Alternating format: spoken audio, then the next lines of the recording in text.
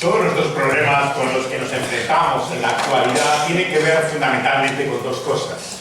Decisiones que hemos cometido en el pasado equivocadamente y sufrimos consecuencias, o circunstancias que van más allá de nuestro control y que hacen que estemos sumidos ahora en la situación en la que estamos. Pero, así planteado, podríamos caer fácilmente en un fatalismo, por el cual veríamos que nuestra vida es simplemente el resultado bien de nuestros propios errores o bien de lo que hemos sufrido por medio de circunstancias que están más allá de nuestro control. Por eso, más importante que aquello que ha conformado nuestra vida es la manera como hemos respondido, como hemos reaccionado a estas situaciones, sean nuestros propios errores o estas circunstancias, porque son ellas, esas formas en las cuales hemos reaccionado, las que conforman los patrones de nuestra vida.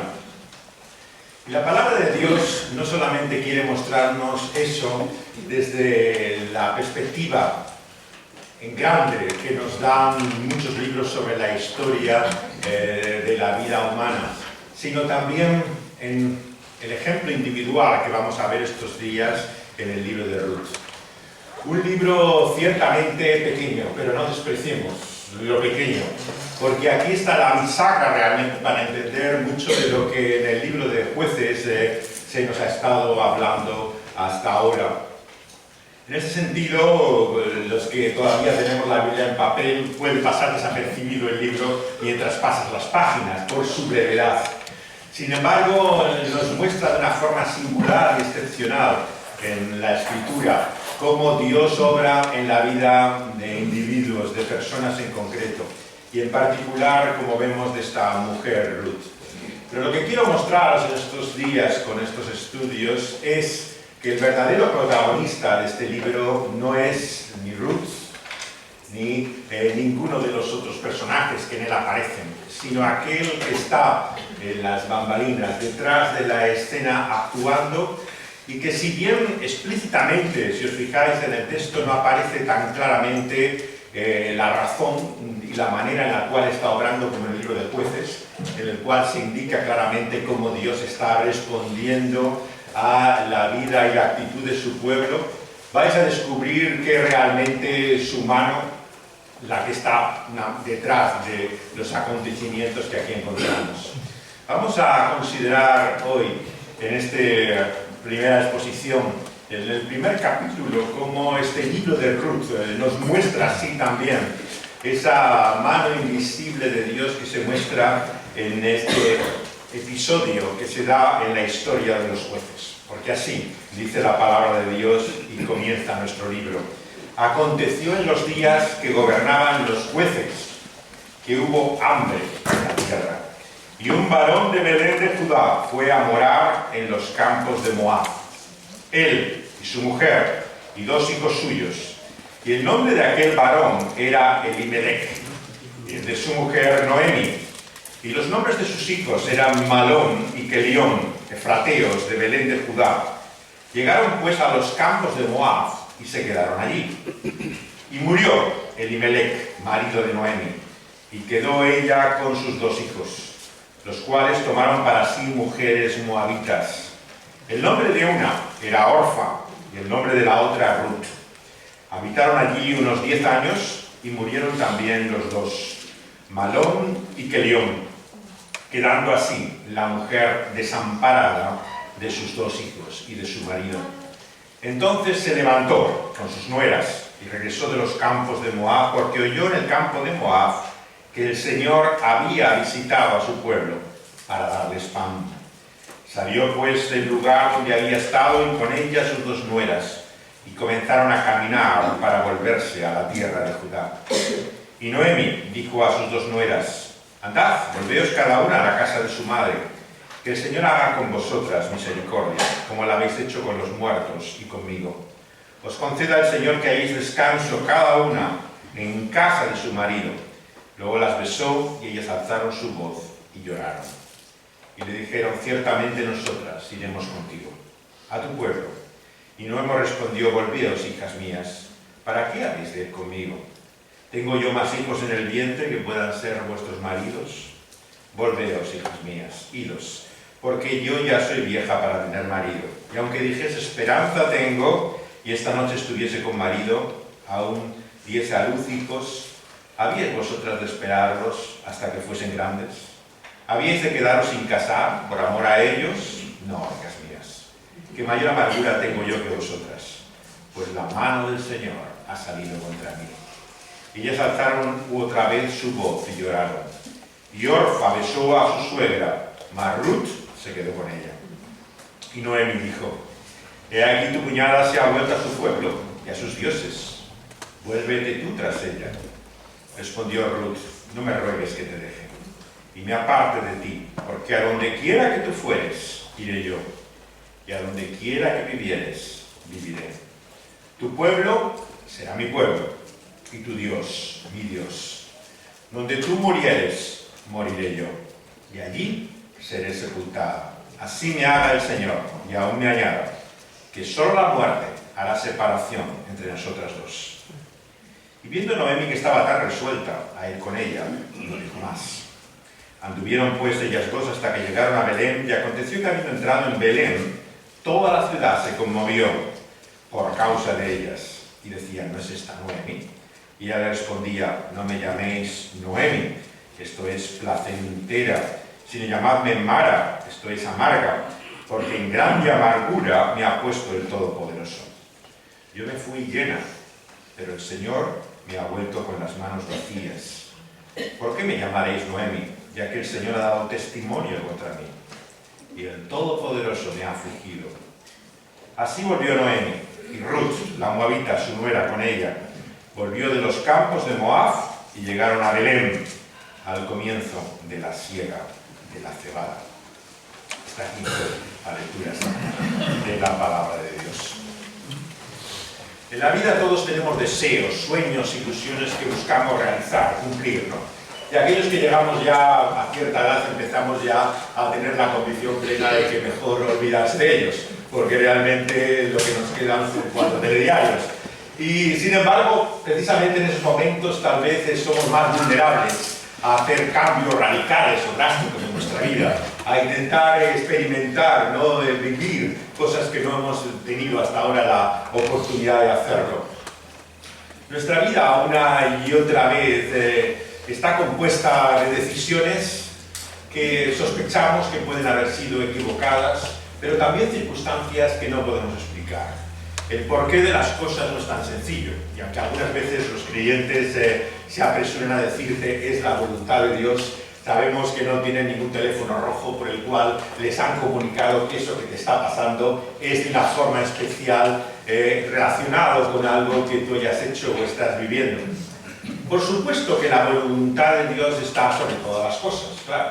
Sería una necedad, a la luz de lo que hemos leído, negar la soberanía de Dios. Claro, Dios tiene control sobre todas las cosas, pero no es tan fácil explicar el porqué de cada una de ellas. Así, cuando intentamos moralizar, como tanto se hace hoy en día, no solamente la Biblia, sino cualquier cosa en nuestra vida y nuestro mundo actual, nos podemos apresurar a juzgar cosas que la Escritura misma no dictamina realmente si fueron errores o aciertos de ellos, simplemente te da los hechos. Y esto resulta frustrante, claro, para muchos creyentes, porque querríamos claramente que hubiera una valoración, que se dijera si eso estaba bien o estaba mal lo que había hecho. Así, nuestro texto nos enfrenta a la realidad a una situación chocante en muchos sentidos, ¿no? Pero de la cual no se da la explicación plena ni de su moralidad, de lo bueno o malo que se había hecho, sino se muestran las circunstancias, las consecuencias, la realidad de lo que vivimos en el presente. Pero lo hace en un contexto, ya que ninguno de nosotros es una isla. Lo hace en el tiempo y en el espacio. Y nuestro texto nos dice que ocurrió en la época del gobierno de los jueces. Este, por lo tanto, es un libro que debemos leer en relación con el libro de los jueces. Un libro sorprendente, realmente chocante, nada recomendable para los que buscan ejemplos de moralina en la escritura, porque es realmente una revelación de Dios, ¿no? De lo que es la naturaleza humana en su lado más oscuro, más terrible. Como algunos comentaristas han dicho, el libro de Jueces es como una espiral, pero una espiral hacia abajo, ¿no?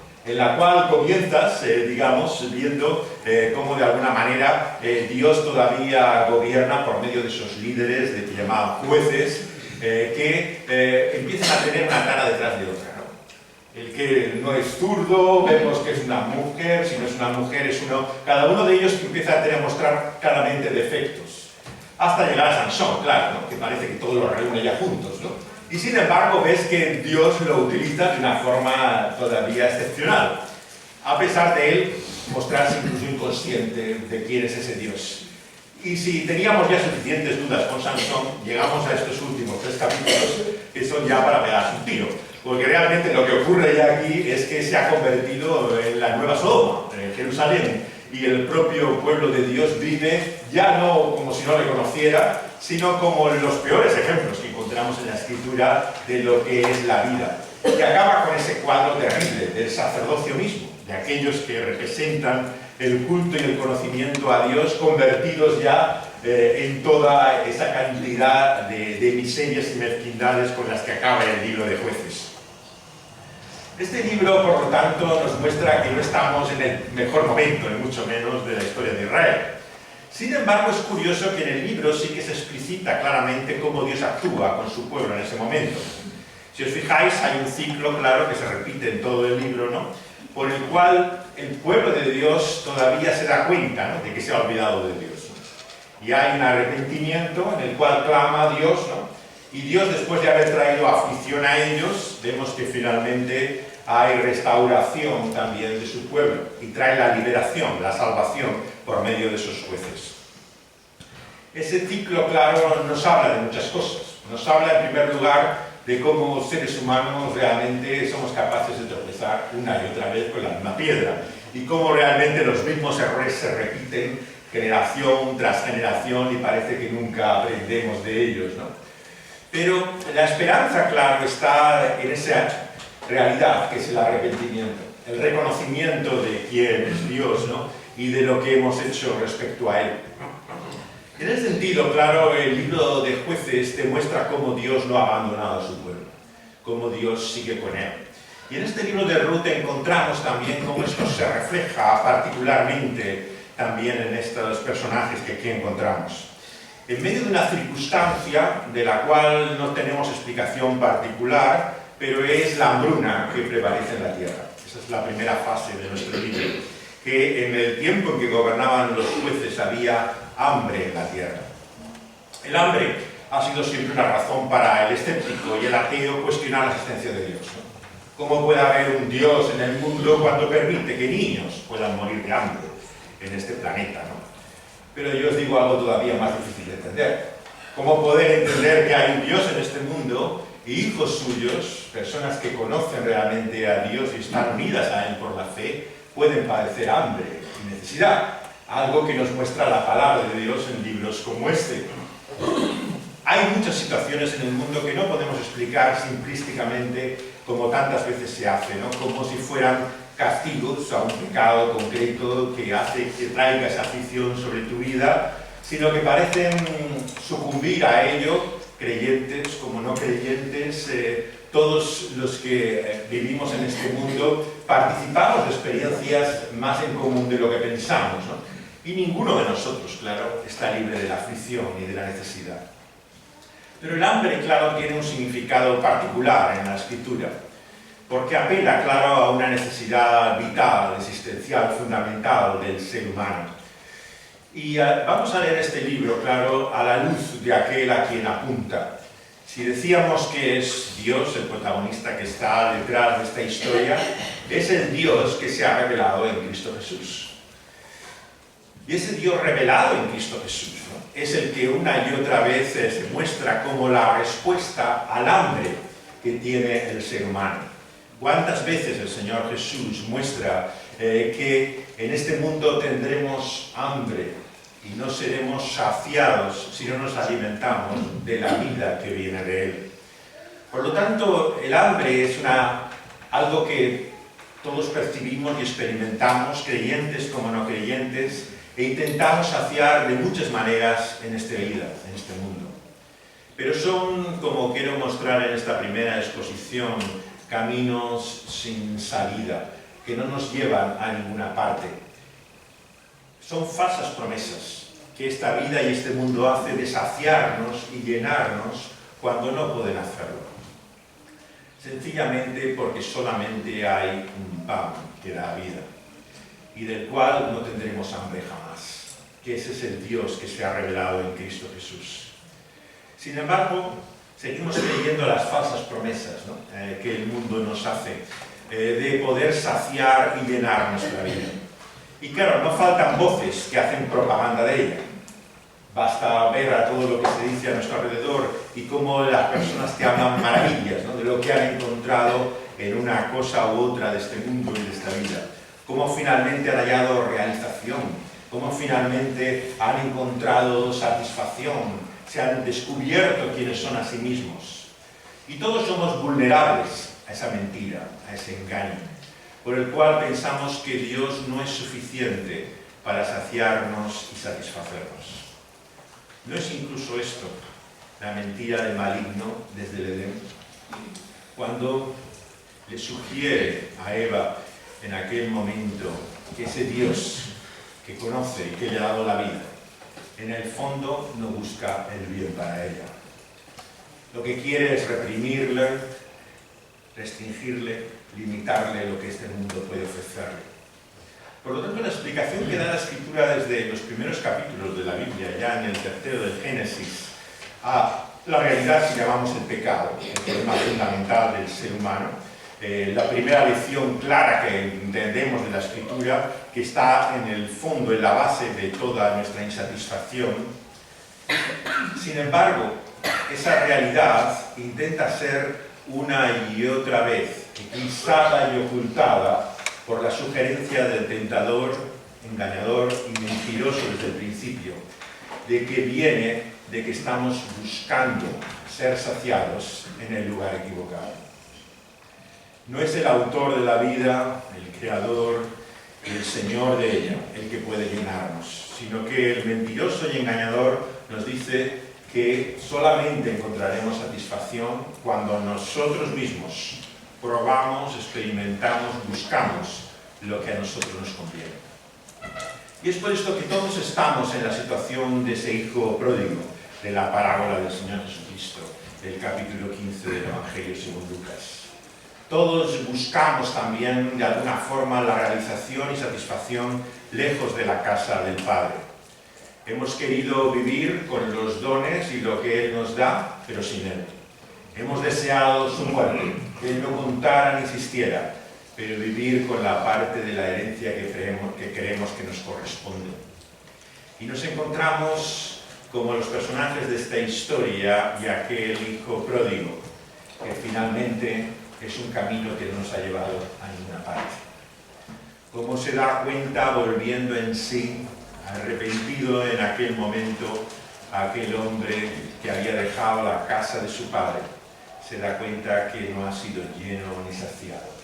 Todo lo contrario, que ha perdido lo que tenía cuando estaba al lado de su padre. En ese sentido, claro, como toda la palabra de Dios nos quiere llevar también, no solamente al conocimiento de nuestro problema y de la realidad de quién es Dios, sino también a ese cambio, a ese volver en sí, a ese arrepentimiento al cual nos llama la palabra de Dios. Y aquí llega también en nuestro texto esa palabra de vida a estas mujeres, de que hay pan en aquel lugar que han dejado, que si vuelven de Moab, el lugar al cual han ido buscando ese alimento que no han encontrado, ahora lo podrán hallar si vuelven el camino que han hecho anteriormente desandándolo. En ese sentido, cada uno de nosotros estamos en el lugar de estas mujeres. Nos encontramos que la palabra de vida viene a nosotros cuando volviendo en sí, cuando comprendiendo lo que es la realidad de nuestra situación, de que el mundo y esta vida no nos ha dado lo que promete, que no ha podido llenarnos ni satisfacernos, escuchando esa palabra de vida, emprendemos el camino de vuelta a casa. Y así nos encontramos que la historia de estas mujeres está unida a un varón de Belén que ya se encuentra como fallecido. Él fue a morar en los campos de Moab, él, su mujer y sus 2 hijos. Y su nombre era Elimelech, que significa que el Señor reina. Todavía más asombroso cuando pensamos a la luz de los nombres, las circunstancias de estas personas, ¿no? ¿Qué es lo que le había llevado a este hombre a ir a Moab? Para entender un poco la geografía teológica, digamos, que hay detrás de estos lugares, tenemos que entender qué es Moab realmente en la Escritura. Moab es un pueblo que nace de un pecado vergonzoso, realmente escandaloso, como fue el incesto de Lot con su hija mayor. Era para muchos el signo de la maldición, ya desde el principio, como vemos en el Génesis, de lo que era el origen de este pueblo. Y como tantos de estos pueblos que rodeaba al pueblo hebreo, vemos que estaba en completo conflicto con él. Lo encontramos así en los días de Moisés, como en los días de los jueces. Y sin embargo, aquí está, este varón yendo precisamente a Moab. Y es importante entender que Ruth, que es el personaje que a partir de ahora se va a destacar, siempre va acompañado su nombre de Ruth la Moabita. Es como que estuviera la clave ahí realmente de lo que ella es y representa. Y nos habla en definitiva de cómo Dios ha tratado con nuestras miserias, con nuestros enemigos, con nuestras vergüenzas. De cómo Dios es verdaderamente la única esperanza que tenemos en este mundo.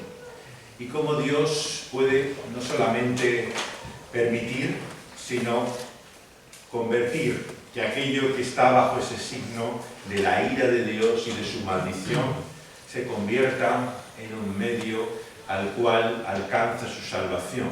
Es más, por el cual Dios mismo va a hacer la redención también y liberación de su propio pueblo y la humanidad entera, por medio de aquel que, no lo olvidemos, tiene sangre moabita.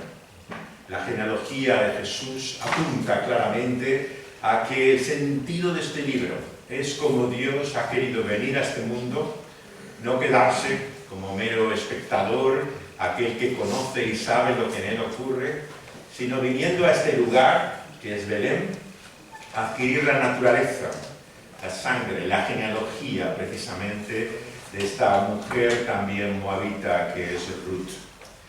Y nos habla de lo sorprendente, de lo asombroso que es nuestro Dios, de cómo tantas veces acortamos realmente la medida y la extensión, la profundidad de su gracia.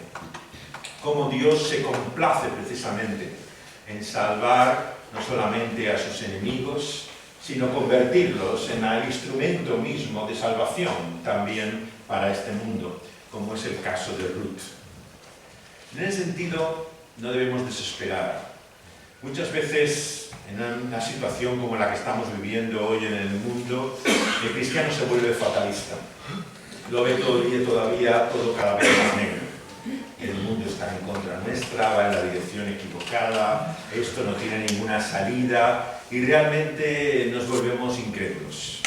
Incrédulos a la realidad de lo que Dios no solamente hace en este mundo, sino hace en nuestra propia vida. De cómo Dios es capaz de cambiar y transformar incluso aquello que es la mayor abundancia y manifestación del mal y el pecado en una sobreabundancia de su gracia.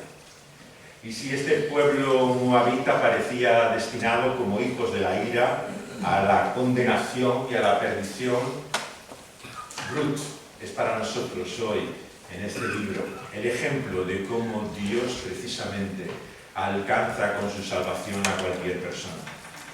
No pienses que hay alguien que está demasiado lejos de la gracia de Dios, que tal vez otra persona sí, a lo mejor me la imagino aquí sentada entre nosotros, pero bueno, esta desde luego hace falta mucha imaginación para poder pensar que pueda estar entre los salvos.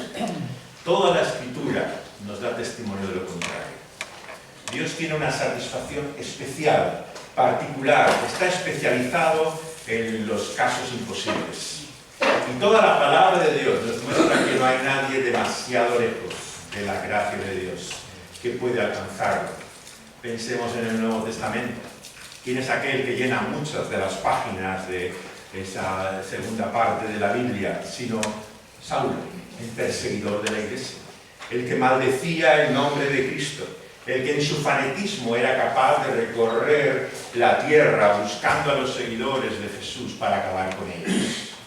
Y Dios se complació en tomar a Saulo y convertirle en apóstol, enviado y mensajero de Dios en Cristo Jesús.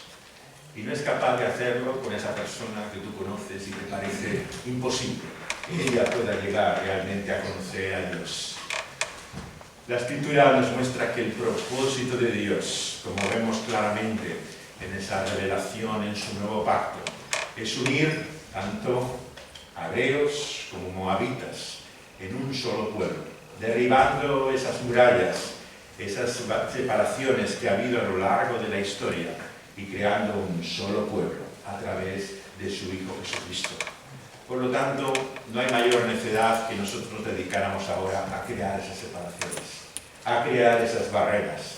Si Él mismo las ha derrumbado, ¿cómo nosotros vamos a intentar otra vez reedificarlas? Dios ha querido hacer así, tanto del judío como del gentil, un solo pueblo por su salvación en Cristo Jesús. Y Ruth es un claro ejemplo en el Antiguo Testamento de ello, de cómo no es una excepción, sino que realmente el corazón de Dios alcanzar así a esta mujer. Pero antes de llegar a ella, encontramos a Elimelech. Elimelech y su decisión de ir a Moab, que no sabemos. Podemos entenderla, por supuesto, muchos de los que están aquí tal vez han conocido incluso la experiencia de la migración. Yo en Madrid, la ciudad donde vivo, tenemos 1 millón de migrantes latinoamericanos, ¿no? O sea, la mayor parte de estas personas han tenido que venir a nuestro país y a la ciudad donde yo vivo por una necesidad, ¿no? Puedes cuestionar, juzgar, considerar que de qué otra forma podía haber sido, pero Dios me libre de poder considerar que han hecho una decisión equivocada. Todos podemos entender que cuando este hombre estaba en esa necesidad, ¿no?, él y su familia, con la responsabilidad que tenía, fue a donde pensamos que no debería ir, ¿no?, que era Moab, a buscar el sustento, el alimento para poder sobrevivir. Y así la Escritura no hace valoración, no hace juicio de él, simplemente nos muestra que este hombre va a este lugar y desde luego parece el menos adecuado con su familia. Pero su mujer, Noemi, vemos que es la que la sobrevive, ya que sus hijos también, Malón y Kelión, han quedado allí. Ha muerto Elimelech, el marido de Noemi, y queda ella también con sus 2 hijos que toman para sí mujeres. Una era Orfa y la otra era Ruth, que habitan unos 10 años allí todavía en Moab. Pero mueren, versículo 5, también esos 2 hijos, Malón y Kelión, quedando así la mujer desamparada de sus 2 hijos y de su marido. La situación de vulnerabilidad, por lo tanto, en la que encontramos a esta mujer, Noemí, es lo primero que se destaca de ella. Claro, tenemos que trasplantarnos en lo que es el mundo antiguo, en lo que era la situación de la mujer. Este año es el aniversario de Jane Austen, la novelista inglesa de tantos libros que han llenado realmente la mente y la imaginación. Y uno de los más famosos es Orgullo y Prejuicio, ¿no?, que comienza con este libro, con esta frase, ¿no?: es una verdad universalmente aceptada, ¿no?, que una mujer tiene la necesidad de casarse con un hombre que tenga los medios y la fortuna para poder darle el futuro y la seguridad. Y claro, esa visión del mundo de Austen nos parece muy lejana, porque la situación que tenemos en esta parte del mundo es de una independencia de la mujer muy diferente a la que encontramos en la Biblia y en otras partes de nuestro planeta, donde todavía está en esa vulnerabilidad. Y una mujer sola, sabemos lo que eso podía suponer realmente. No tenía nada a lo que poder aferrarse, no tenía ningún futuro, no tenía ninguna seguridad más que la que le podría dar un posible matrimonio. Y el escenario, por lo tanto, que ella le presenta aquí a Ruth y Orfa es la única esperanza que tenían de salvación, que era en un matrimonio. Una vez que habían perdido a sus hijos como maridos, ¿qué esperanza podían tener? El texto ya apunta a algo de lo que hablaremos más adelante, lo que era el matrimonio del levirato, ¿no? El matrimonio por el cual se comprometía, ¿no? El hermano, ¿no? A levantar la descendencia del que había muerto. Pero todavía no nos explica exactamente lo que esto va a significar en esta historia. Pero sí que en el presupuesto de ella está el que la edad que tiene no le va a permitir poder tener hijos. Y aunque los tuviera en ese momento a causa de un matrimonio, no podrían esperar a que finalmente pudieran casarse con ellos por la edad que tienen. Por lo tanto, el consejo de ellos es claro. El consejo de ella es claro en el versículo 8. Volveos cada una a casa de su madre y que el Señor haga con vosotras misericordia, como lo habéis hecho con los que han muerto y conmigo. Noemí, por lo tanto, vemos que se nos muestra aquí realmente interesada, preocupada en la vida de estas mujeres, Ruth y Orfa, que han quedado viudas, y muestra que la salida más lógica y considerable es que intenten rehacer su vida en el lugar de donde provienen. Y el nombre de Dios aparece en nuestra historia una y otra vez, pero desde la percepción de estas personas que intentan entender, ¿no?, lo que Dios está haciendo en la vida y en el mundo.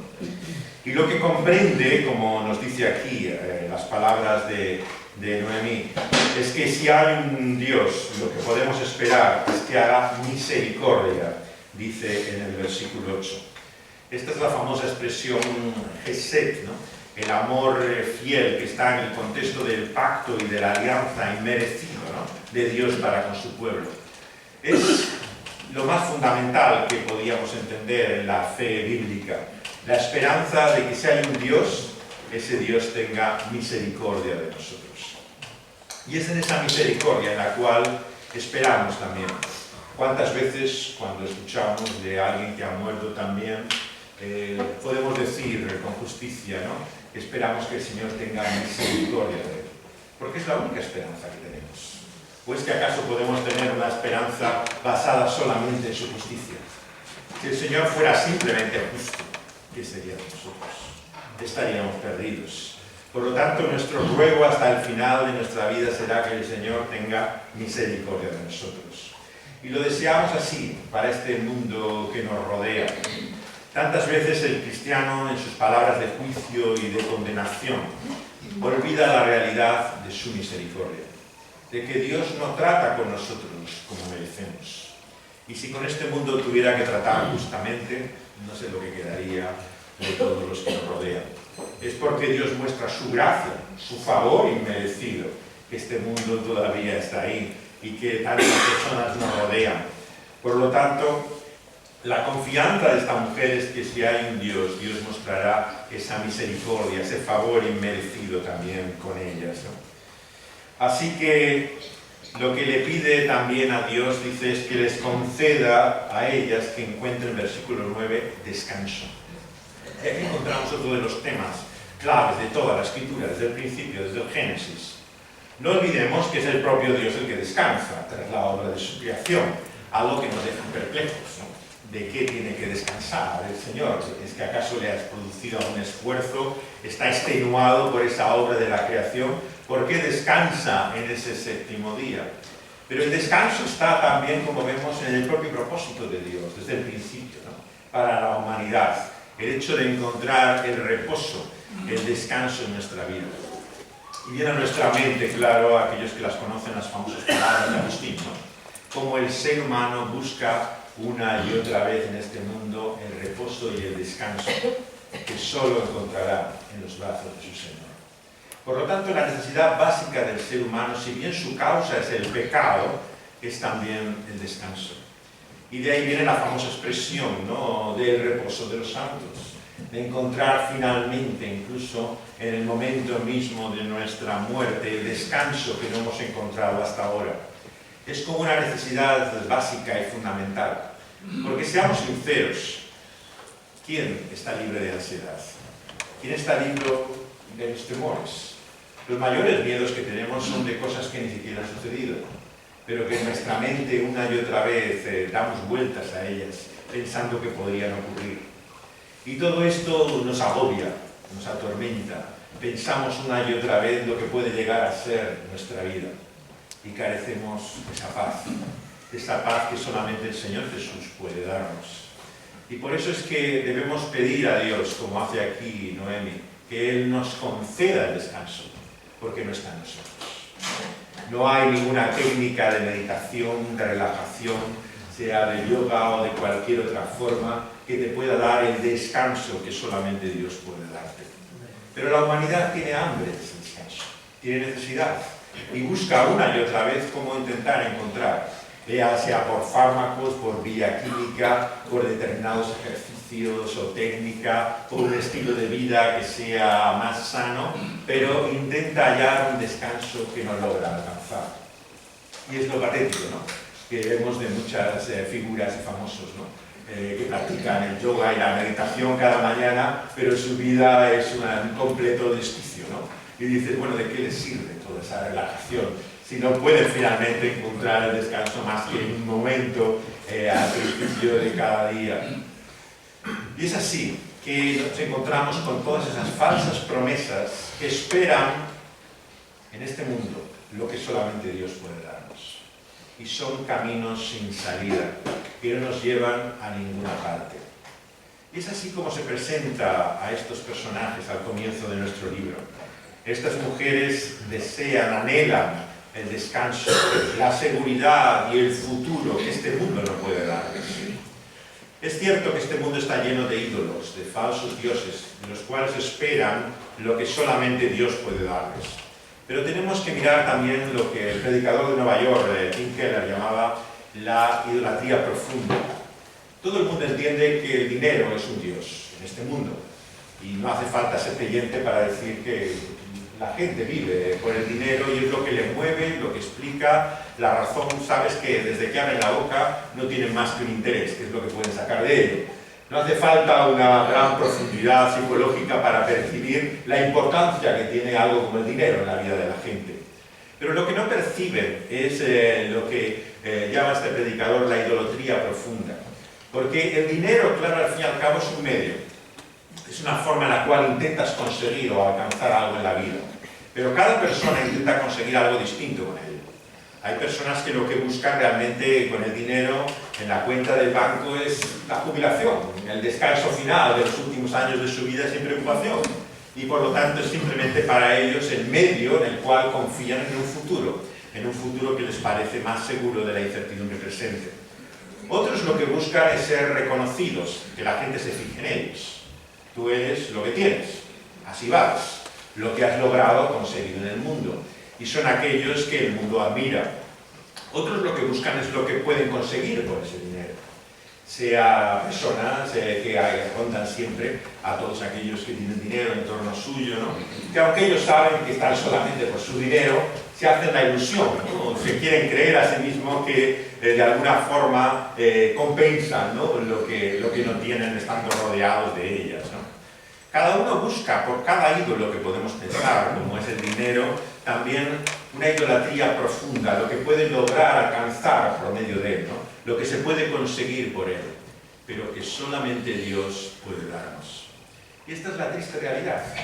No tenemos que ver más que la historia, la biografía de todos los multimillonarios, de toda la gente que ha hecho una su fortuna. Su vida finalmente lo que muestra es la insatisfacción. Nunca tienes suficiente, nunca encuentras descanso.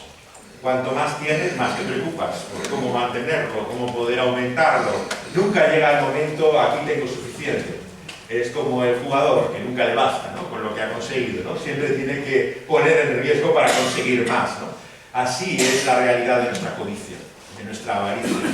Por lo tanto, hay una idolatría profunda, ¿no?, que es la que busca ese descanso que solamente Dios puede concedernos y darnos. Y eso nos lleva al segundo punto también de nuestra meditación, que es el misterio de la providencia de Dios. ¿Por qué permite Dios esta situación para estas personas? es el juicio sobre su propio pecado, como se han ido de la tierra, del lugar que Dios les había dado, y habían tomado la decisión equivocada de irse a Moab, sufren las consecuencias. Pero seamos sinceros, ¿qué sería de nuestra vida si sufriéramos las consecuencias de nuestros errores? El Señor nos libra muchas veces, ¿no?, de lo que son las consecuencias de todas nuestras equivocaciones y errores. Dios no nos trata como nosotros merecemos. Y cualquiera que analice su vida se dará cuenta de eso. Es cierto que hay cosas que sufrimos que podemos ver la lógica, la evidencia, ¿no?, de que tienen que ver con malos hábitos, ¿no?, con vicios, con costumbres perniciosas que podemos tener, ¿no? Pero hay otras muchas situaciones en la vida que lo que vemos es simplemente la realidad de cómo Dios en su gracia nos ha librado de mayores males. Porque hay muchos males de los cuales no somos conscientes, de lo que podría haber llegado a ser nuestra existencia, ¿no?, si realmente esto fuera la ley del karma, la causa y el efecto. Esto haces, esto recibirás. Esto vemos que sigue siendo también la creencia de la religión y la moralidad de nuestro mundo. Piensan que es así de sencillo. Cuando sufres algo es la consecuencia, si no de tus propios errores, hasta de vidas pasadas, ¿no?, por la reencarnación que hayas tenido en el pasado, ¿no? Pero esta no es la visión bíblica. Nunca entendemos que lo que sufre el pueblo de Dios es por causa simplemente de un pecado generacional y mucho menos de una vida anterior. Claro, explicarme cómo podéis entender el principio de la causa-efecto del karma, ¿no?, en el sufrimiento de un pueblo como el judío. Pensamos que los 6 millones que fallecieron en el holocausto nazi, ¿no?, estaban pagando por un mal que habían hecho antes. En ningún lugar entendemos en la Escritura que esta sea la lógica del dolor y del sufrimiento.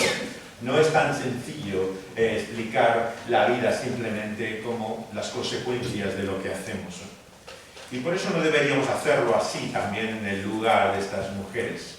Probablemente hayan tomado la decisión equivocada, en todo caso, en Elimelech, el hombre que decidió llevar a su familia allí. Pero ellas sufren esas consecuencias también en su vida y vemos que viven esa tremenda desolación y amargura.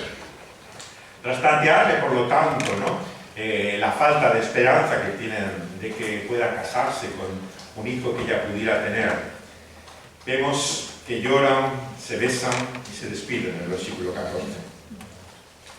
Y una de ellas se vuelve a su pueblo y dice el versículo 15 que a sus dioses también, ¿no? Y esto te habla también de otra realidad del misterio de la providencia. ¿Por qué cuando nos viene un mal, una desgracia, a algunas personas les acerca más a Dios y a otras les aleja aún de todo?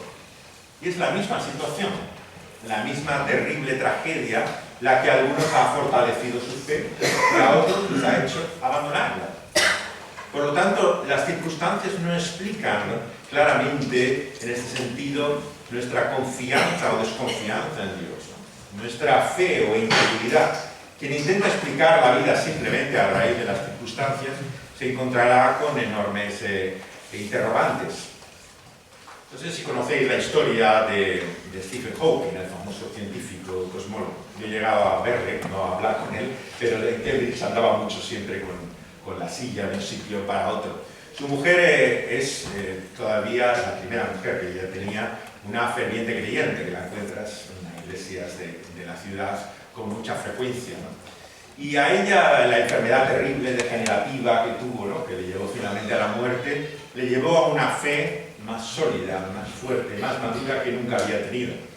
Se hizo realmente ferviente y devotamente creyente. Pero cuando uno lee la biografía de Hawking, ves cómo va creciendo su incredulidad. En los primeros libros, como cosmólogo, todavía habla de Dios. Explica aún incluso la realidad del mundo y del todo, ¿no?, con ese concepto todavía de que existiera un Dios, ¿no? En la biografía que escribe su mujer, ¿no?, que luego se hizo una película también sobre ella, cuenta cosas que no están en la película. Por ejemplo, que iba con Biblias al este de Europa, ¿no?, con su iglesia, que él le acompañaba, ¿no?, intentando extender la fe. Hasta qué punto él se identifica, ¿no?, durante una gran parte de su vida con el cristianismo, ¿no?, que tenía su mujer, ¿no? Sin embargo, la circunstancia terrible de su enfermedad A ella le da más fe que nunca, pero a él le va dejando hasta convertirse prácticamente en un ateo. Rompe su matrimonio, tiene una relación desgraciada con una enfermera y acaba su vida tristemente amargado, ¿no? Por ese mal que sufre en su propio cuerpo sin explicación alguna, ¿no? Por lo tanto, las circunstancias no determinan la realidad de nuestra vida. En todo caso, ¿cómo respondemos a ellas? Es cuál es nuestra actitud respecto a ellas la que va a conformar, de alguna manera, lo que va a ser nuestra existencia. Y aquí nos encontramos con la amargura de Noemi. Algunos que tienen la mala costumbre, yo creo, de leer el Antiguo Testamento desde la perspectiva, ¿no?, teológica, ¿no?, de la ausencia del espíritu, ¿no?, y de una obra completa o de regeneración, enseguida se apresura, ¿no?, a llamar a estos personajes cristianos carnales o ejemplos de fe imperfecta, ¿no? Pero estas categorías no están en el Antiguo Testamento. De hecho, cuando leemos Hebreos capítulo 11, como el resto del Nuevo Testamento, se encomia, ¿no?, y se reconoce la fe de muchos personajes que nos parecen a veces vergonzosos. Empecemos por Lot, claro, el origen mismo de las moabitas, ¿no? ¿Qué dice Pedro? Sino que es el justo Lot, ¿no? O sea, no puede decir más de él, ¿no?, que está justificado, aceptado por Dios. Sin embargo, cuando vemos su vida, las cosas que hace, en el peor de los casos nos parecería que no es creyente, o en el mejor, en muchos casos, lo que diríamos es que sería un cristiano carnal o alguien que no tiene manifestación clara de la obra de Dios. Pero estas categorías son extrañas a la Escritura. O hay fe o no hay fe, ¿no? A lo que hay es una fe débil, claro, y lo que vemos es que hay a veces una fe fuerte, una fe madura.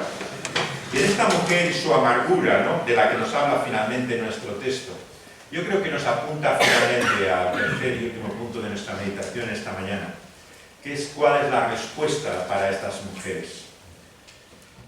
Para Noemi, la respuesta no es Ruth, la respuesta es el Dios que se manifiesta hoy para nosotros en Cristo Jesús.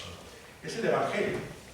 Y por lo tanto lo que nos quiere mostrar aquí con la amargura de Noemi es que la fidelidad, la lealtad, la sorprendente decisión que tiene Ruth de seguir al lado de ella no es suficiente para colmar y saciar su vida. Necesita una realidad aún mayor y más grande, que es el amor y el afecto de alguien ser querido a tu lado, la realidad de lo que es Dios para nosotros. Y eso nos lleva finalmente a entender que el único camino de vida, la única vuelta y regreso al hogar, no solamente es volviendo en sí, sino descubriendo quién es el Dios que se revela en Cristo Jesús. Y es por esto que encontramos también las referencias, claro, a Belén, una y otra vez en nuestro texto, que para todos nosotros, inmediatamente conocedores de los Evangelios, nos llevan al relato del nacimiento de Jesús. Un lugar que se llama Casa del Pan. La mayor parte de los predicadores hacen de esto su punto fundamental, ¿no?, la etimología del nombre. Bueno, hay posturas sobre estos temas, ¿no? Hay algunos que piensan que no tienen ninguna relevancia los nombres, que esto es como todos los nombres tienen significado, pero no puedes entender las historias bíblicas solamente por los nombres. Y otros todo lo contrario, ¿no?, que toda su forma de interpretación, de clave de un texto, es el significado del nombre de las personas, ¿no? Yo creo que tanto una postura como otra son extremas, ¿no? Tenemos que considerar lo que significa su nombre, pero el nombre no es la única explicación o clave de la historia. Evidentemente que Belén significa casa de pan, pero de lo que habla es del hambre que había, claro, no en el sentido solamente del nombre, sino la paradoja que hay, que teniendo ese nombre, hubiera tal hambre y necesidad, ¿no?, como para ir a Moab, ¿no?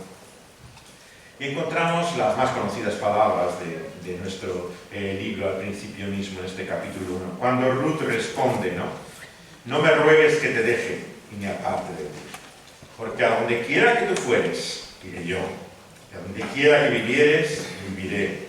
Tu pueblo será mi pueblo, y tu Dios será mi Dios. Donde murieres, moriré yo, y allí será sepultado. Y así me haga el Señor y me añada que solo la muerte hará separación entre nosotras dos.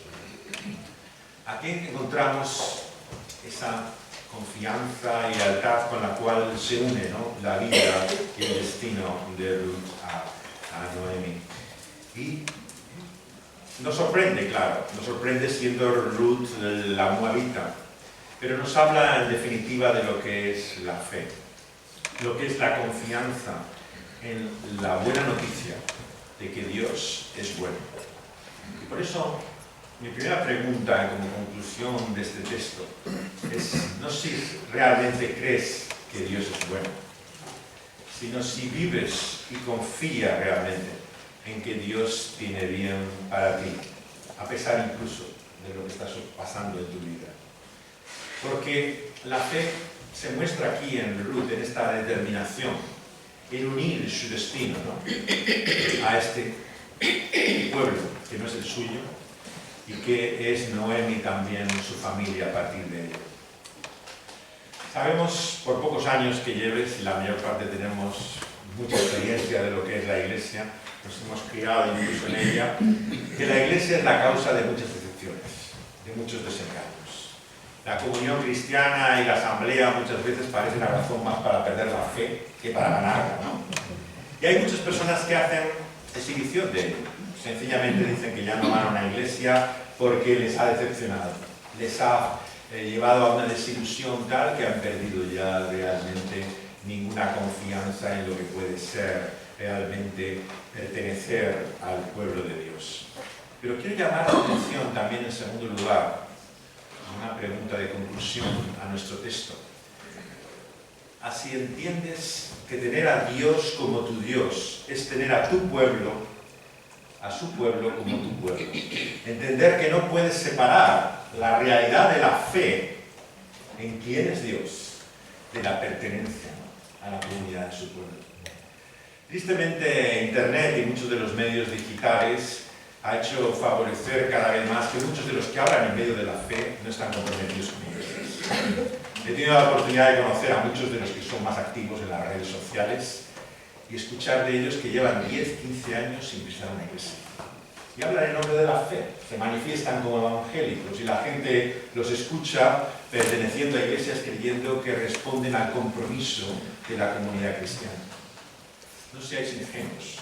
Hay mucha gente que se considera creyente, pero que ha desligado, ha roto ese vínculo absolutamente fundamental con el pueblo de Dios. Dicen tener fe, pero sin iglesia. Pero ¿dónde está el cristianismo sin iglesia en el Nuevo Testamento? Bueno, está Juan en una isla de Patmos porque no tiene más remedio, en medio de la persecución. Pero ¿dónde está realmente alguien que pertenezca y conozca a Dios y tenga fe, aislado, separado, que no tenga ninguna realidad de comunión con creyentes? Sencillamente no existe. Esto nos muestra la gran contradicción que encontramos muchas veces en nuestro mundo evangélico. De alguna forma, nuestra mayor fuerza es también nuestra mayor debilidad, como ocurre en la vida. Tus mayores dones y capacidades se convierten en tus mayores tentaciones, ¿no?, y defectos. Y nosotros como evangélicos tenemos una idea clara, a diferencia de los católicos y de otras visiones de la fe, que es la fe personal, la experiencia del nuevo nacimiento como una realidad vivencial, individual, particular que tiene que tener cada uno. Y si podemos reducir al mínimo lo que es el evangélico, yo creo que es pensar realmente si esa persona ha tenido una experiencia de conversión, de nuevo nacimiento. Es lo más básico, fundamental de ser un evangélico. Pero esto que es nuestra mayor fuerza respecto a otras visiones de la religión, que no implican ninguna experiencia o compromiso, se ha convertido en nuestra mayor debilidad. De alguna manera ha estado tan personal, tan particular, tan individual, que no cabe ni la iglesia en ella. De tal forma que puedes tener la fe más genuina, más sincera y no reunirte absolutamente con nadie y mantener tu fe a nivel individual y personal. Esto es una completa contradicción. Lo que era, en principio, una característica positiva de ser evangélico se ha convertido en una plaga, porque está lleno el mundo de francotiradores que desde esquinas les dicen representar la fe y no tienen compromiso con ninguna iglesia. Gente que hace su propia batalla, que crea sus propias causas, pero que no tiene ni siquiera uno. Y si se reúne con 2 o 3, acaba peleado con ellos, duda hasta de su propia esposa o marido y si son verdaderamente creyentes. sinceramente, ¿de qué fe estamos hablando? Cuando son gente que está enfrentado a todos, que no tiene relación con nadie, ¿no? Que no es capaz de reconocer, ¿no? Ni aceptar, ¿no? En este sentido, la palabra de Dios, yo creo que esta mañana también nos muestra en la fe de Ruth el desafío de lo que significa reconocer a Dios como tu Dios y a su pueblo como tu pueblo. Y es cierto que hay mucho del mundo evangélico que es deprimente, que realmente yo sería el primero que dijera dónde hay que borrarse y yo no quiero nada que ver con eso. Pero la cuestión es que no tengo esa opción. No está sencillamente esa posibilidad. Si yo debo a Dios como mi Dios, no puedo negar a mi pueblo. No puedo, con las palabras de Juan en su enseñanza apostólica, en especial a Ana. ¿Cómo puedes decir que conoces, que amas a Dios, si rechazas a tu hermano? Si le desprecias, si tú dices, yo no tengo nada que ver con él. Yo no quiero saber nada, de ninguno. ¿Cómo puedes hablar realmente de qué Dios hablas? Si no reconoces, ¿no?, que ese amor de Dios se muestra también en la comunión con nuestros hermanos. Pero es tan importante lo que estamos haciendo también en este día, hoy aquí, que es reconocer la realidad de que si sabemos quién es Dios, si tenemos comunión con Él y le adoramos, tenemos también un pueblo al que pertenecemos. Y ese es su pueblo, no es el nuestro solamente, es el de Él. Y esa es la gran diferencia que muchas veces olvidamos, que su iglesia es suya, no nuestra. Y en ese sentido, no está en nosotros la libertad, la capacidad de poder cuestionar o juzgar realmente si llega a la altura de nuestras expectativas la iglesia, si es digna realmente de que nosotros pertenezcamos a ella. Tristemente hay visiones idealistas, pero que son tremendamente engañosas de lo que es la iglesia. Hay un libro sobre la disciplina de la iglesia, ¿no?, que ya tiene un título que da casi náuseas, ¿no? Cuando hay pecado en la iglesia. Bueno, ¿cuándo no hay pecado en la iglesia? O sea, ¿de qué estamos hablando? O sea, o cuando te preguntan muchas veces como pastor, ¿conoces una iglesia sana en esta ciudad? Bueno, será sana hasta que tú llegues, entonces dejará de ser. Porque desde luego, ¿de qué concepto estamos hablando, ¿no? Esta visión perfeccionista, ¿no?, que tenemos muchas veces, ¿no?, de la iglesia, en primer lugar, nos ciega a la realidad de nuestro propio pecado. No nos damos cuenta del elemento corruptor, contaminador que somos nosotros mismos, ¿no?, allá donde estamos. Y se muestra esto tanto en nuestra conducta, en nuestras palabras, como en nuestra mente, ¿no? Mucha gente se enorgullece de tener la sana doctrina. Pero si el pecado ha afectado a toda nuestra vida, incluido nuestra mente, nadie tiene una doctrina perfecta. Nadie conoce la palabra de Dios y su enseñanza como debiera ser. Porque no tenemos todavía la mente de Dios. Tenemos su revelación, la iluminación de su Espíritu, pero nadie tiene un conocimiento perfecto de quién es Dios, ¿no?, y de lo que significa su voluntad.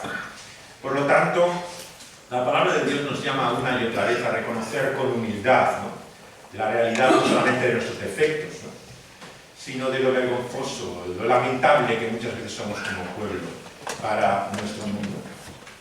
Y ciertamente que para Ruth moabita, el pueblo hebreo que representaba a Noemi era algo detestable, eran sus enemigos.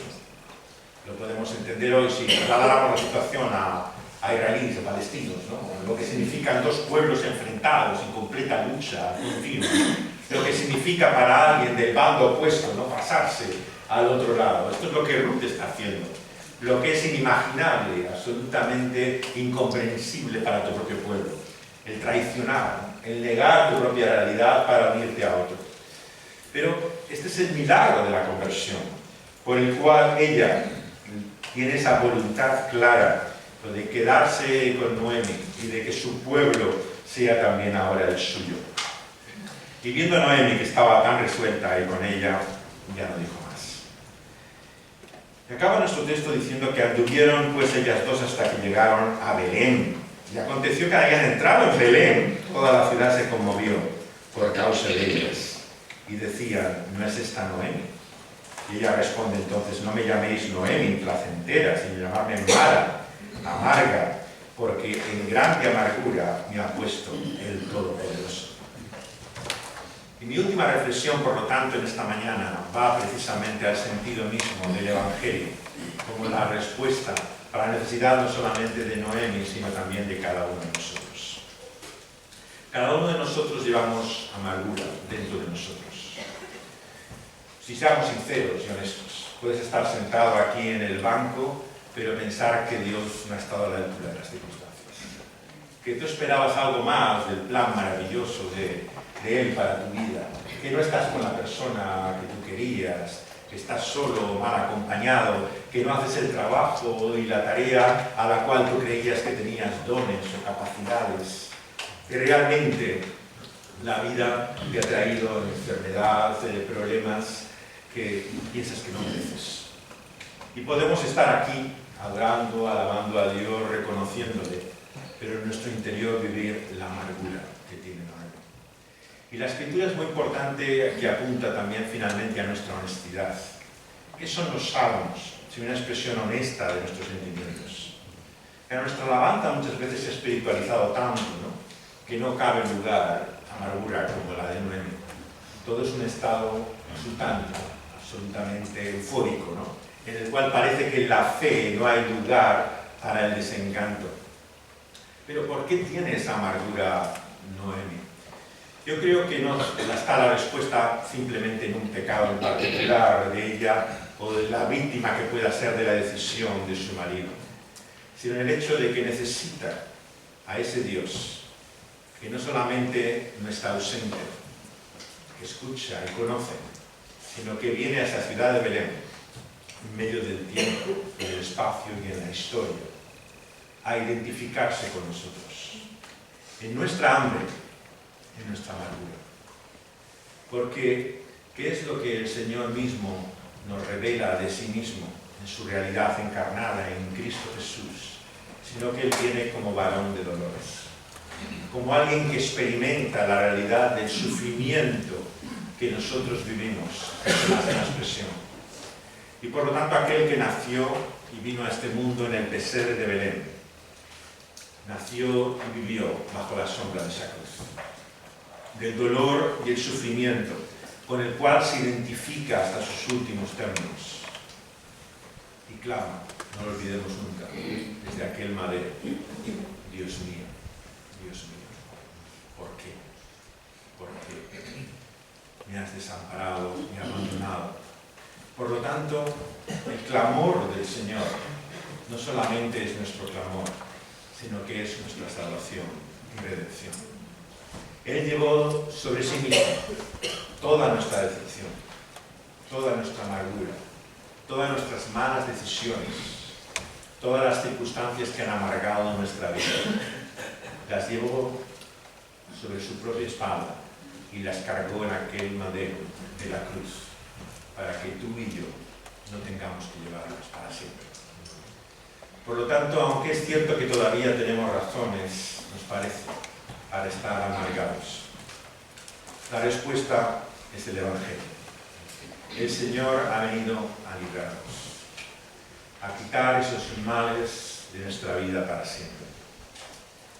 Y Él llevó todas nuestras dolencias, en sus heridas sufrió por nuestras enfermedades.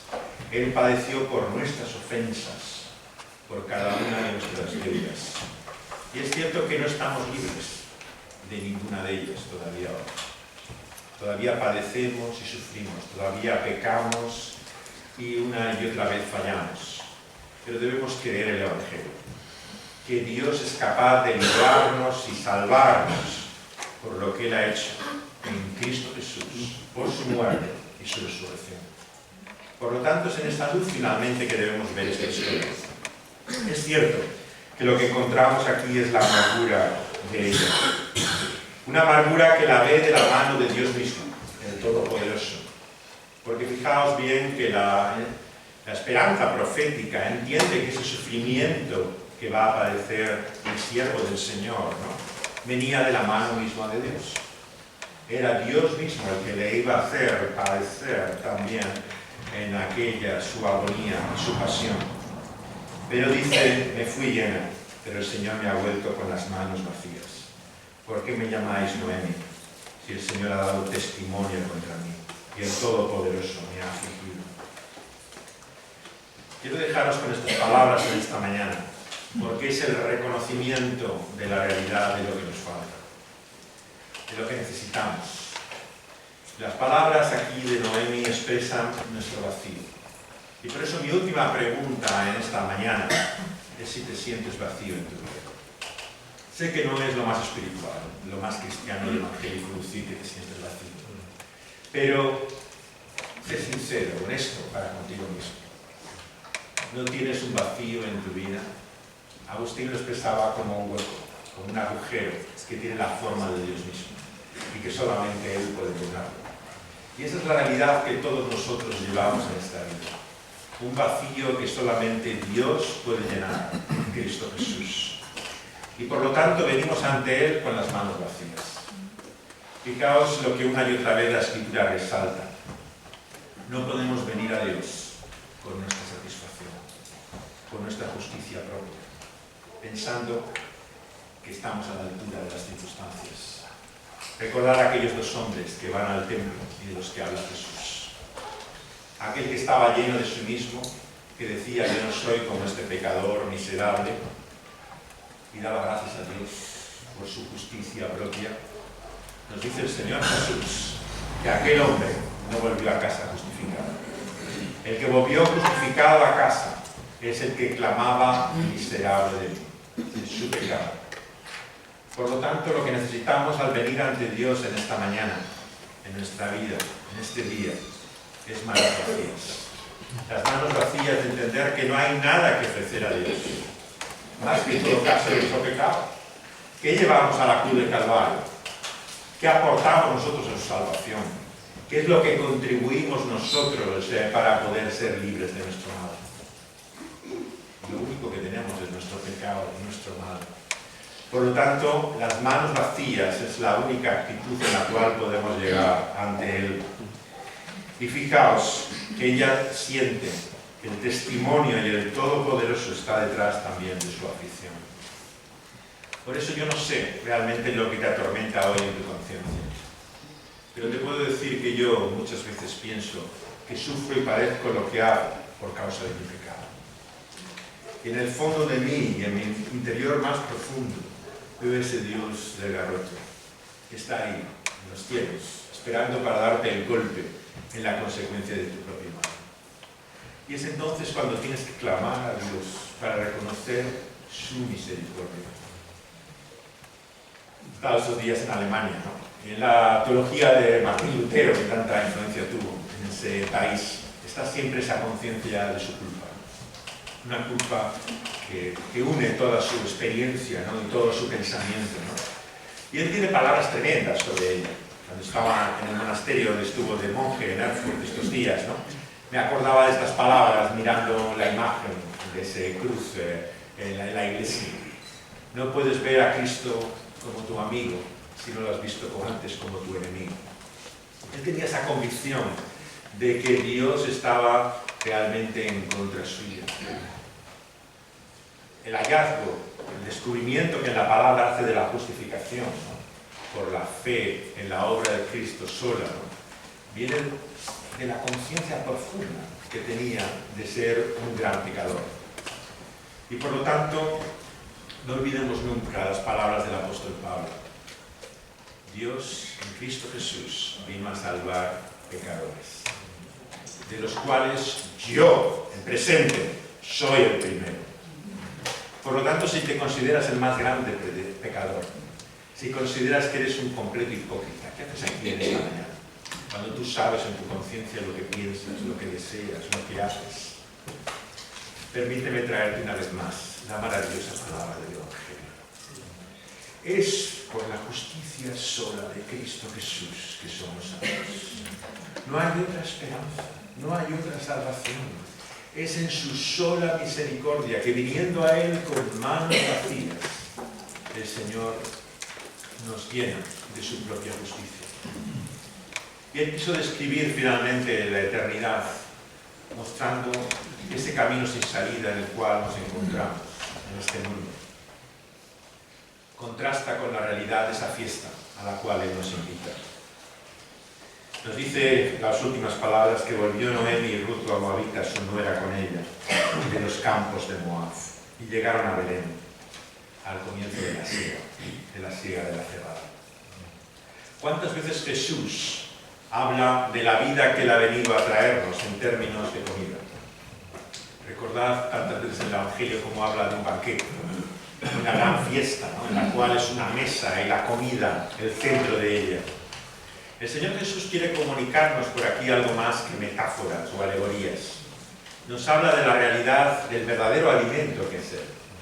Las famosas palabras de Jesús en el Evangelio que han llevado, claro, a la especulación y al error romanista, ¿no?, de considerar que es el sacramento, ¿no?, donde está realmente ese alimento de Dios en Cristo Jesús, pero que son verdaderamente una señal de hasta qué punto Él materialmente, físicamente viene a saciar nuestra vida. El que comiere de este pan tendrá vida, y vida eternamente. Y el Señor lo quiere mostrar constantemente con esta imagen del banquete, de la fiesta, de la comida en la cual Él nos invita. Una comida de la cual ya no tendremos hambre más. Estaremos saciados y llenos. Por eso hoy, si te consideras insatisfecho, si piensas que tu vida no es lo que debería haber sido, si consideras que todavía no has llegado y alcanzado, bienvenido, estás donde tienes que estar. Porque lo que esperamos es la satisfacción de un banquete y una comida que todavía no hemos experimentado plenamente. El Señor Jesús nos muestra que la eternidad es la plenitud de esos nuestros deseos y anhelos. C.S. Lewis, el profesor de la Universidad de Oxford, autor de Crónicas de Narnia, tiene estas famosas palabras siempre. Si sientes esa falta, esa carencia, esa insatisfacción en tu vida, esa misma hambre y sed es el testimonio y la certeza de que hay un lugar donde ese hambre y esa sed puede ser saciada. Y por lo tanto, así en esa luz entendemos tantos salmos en los cuales se nos habla del hambre y de la sed que tenemos de Dios. Por lo tanto, si consideras su falta, la carencia, la necesidad que tienes de Él, es precisamente porque conoces que en Dios mismo está la plenitud y satisfacción de Él. Salmos como el 42 y 43 nos apuntan a la realidad de que solamente Dios puede poner esa hambre y esa sed. Por lo tanto, si ves tu vida como insatisfecha, como irrealizada, es que el Señor ha venido a ti y ha puesto esa hambre y esa sed que está por su solo Espíritu, el Espíritu Santo en nuestra vida. Vamos a pedirle que el Señor no solamente la llene y la sacie, sino también que si no la tienes, que la ponga. El Señor se complace, se goza en dar el mayor regalo y don que podemos conocer en este mundo, que es el Espíritu Santo. Quien tiene el Espíritu Santo tiene la certeza, el consuelo en las palabras de Jesús, de la realidad de estas cosas. Y si tal vez te parecen bonitas palabras, pero nada que tenga que ver con la realidad, es que tienes todavía hambre y sed de tener ese testimonio del Espíritu. El Espíritu habla a nuestro espíritu, dice Romanos 8, de la realidad de quién es Dios, nuestro Padre. Un Padre que nos ama en medio de nuestra carencia, de nuestra necesidad, de nuestra culpa. El Espíritu intercede por nosotros cuando no tenemos palabras, ni siquiera para dirigirnos a Él. El Espíritu se contrista con nuestra vida.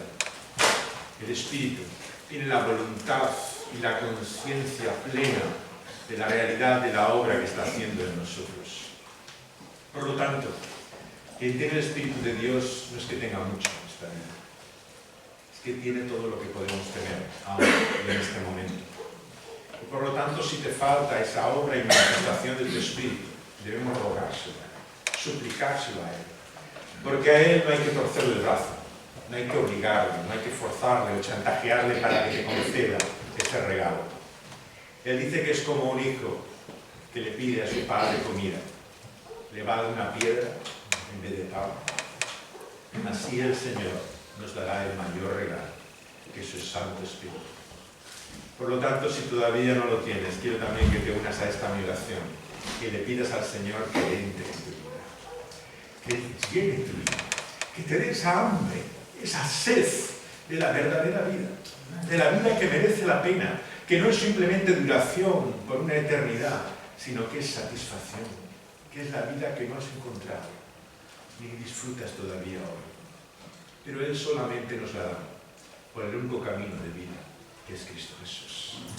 Por eso se lo pedimos en el único nombre que podemos hacer, porque el Espíritu no habla ni da testimonio de otro que no es de su amado Dios.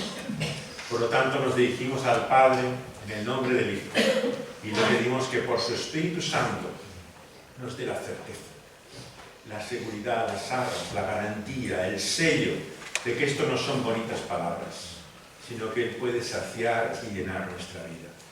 Que Él puede darnos el descanso que en este mundo no tenemos. Que Él puede realmente darnos, finalmente, el reposo que necesitamos y anhelamos en esta vida y por la eternidad. Vamos a pedírselo así, vamos a rogárselo a Dios. Señor, venimos ante ti, oh Dios, sabiendo que tú no eres ajeno a nuestra vida, que tú eres el Todopoderoso, que tú estás detrás de las circunstancias de nuestra vida y que no podemos entender ni explicar muchas de ellas. No sabemos por qué sufrimos lo que sufrimos, ni entendemos cómo podemos cometer, Señor, tales errores, Señor, y equivocaciones en nuestra vida. Señor, nuestra realidad se conforma cada vez más, Señor, por un patrón y esquema de nuestra decepción, de nuestra amargura.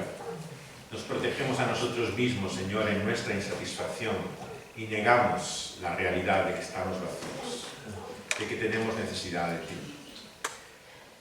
Tu palabra, por eso, Señor, por la obra de tu Espíritu, nos desnuda, nos quita, Señor, toda otra falsa esperanza, Señor, y convicción de que nuestra vida es otra de lo que es. Señor, te damos gracias por el testimonio que tú nos das en la vida de estas mujeres, de la realidad de quien tú eres. Señor, venimos ante ti con esa hambre y esa sed, sabiendo que tú te complaces en llenarla y saciarla, Señor, en nuestra vida, por Cristo Jesús. Amén.